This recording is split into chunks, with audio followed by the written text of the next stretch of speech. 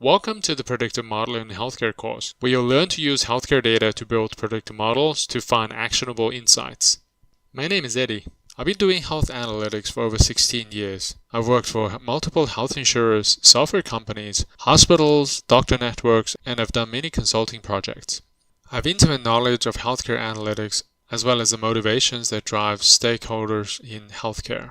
I'm a qualified health actuary. I have a master's degree in health policy from London School of Economics. I'm passionate about using healthcare data to find actionable insights to improve patient care.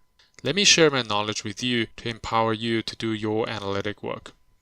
Why should you take this course? Healthcare generates enormous amounts of data of increasing complexity. Predictive models can cut through the complexity, detect meaningful patterns, and expedite the finding of actionable insights. The ability to build predictive models is a highly sought-after data science skill in healthcare. I will guide you step by step through a predictive modeling case study so that you can see how to create features, build, and test statistical models. Through this course, you'll learn how to plan the analysis and to get buy-in for your project.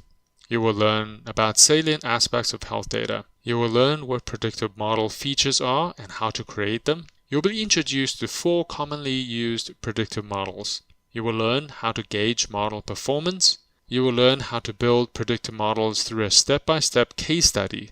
In this case study, we'll be using KNIME, a free predictive model software with no coding required. You will also learn how to communicate the results and deploy the model. All that said, what you will gain out of the course is a highly valuable skill in the healthcare sector today. The material I'll be sharing with you will be highly condensed, pragmatic, and practical, so that after taking this course, you'll be able to go ahead and build your own predictive models with confidence. These are the sections that we'll cover during the course.